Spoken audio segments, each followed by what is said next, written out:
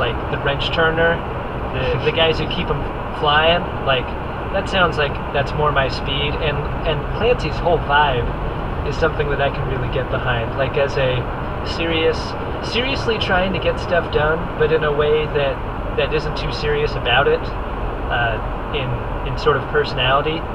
But if I can't be Clancy, because he was already taken, I'm going to choose to be Sourdough, who you might remember as the dead ringer for Will Ferrell later on in the movie. He's the guy that redirects the squadron to defend the fleet from the kamikazes.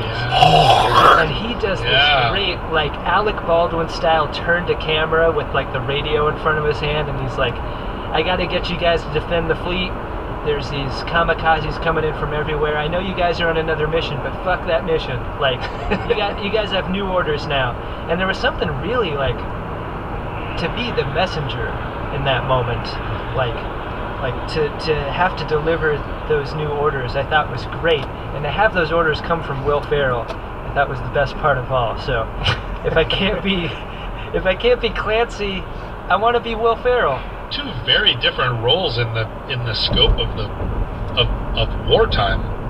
Yeah. I imagine that Clancy, if you were a soldier, if you were even one of the pilots, Clancy would be the guy you looked to, right? He'd be the one that made you feel at home and comfortable, and he'd be the smiling face waiting for you when you got done.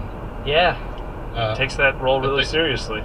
But like the faceless voice over the radio that says, abort your mission and concentrate all your firepower hither.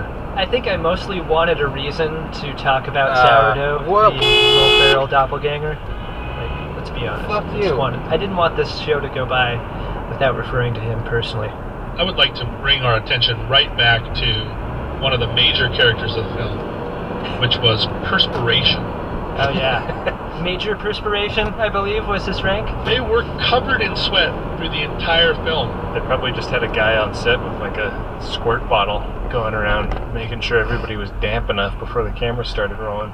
That was a great way that everyone looked so uncomfortable, and it also played really well against the few little comforts that they were able to provide for themselves. Like when they were making the jungle juice, when they found that cake. Like, those little victories meant so much in a scene that looked like it was awful.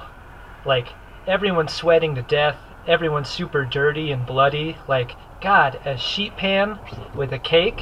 Like, how great is that? I love those little moments in the film, those little details. What do you know? It is a cake. I suggest you eat it in a hurry.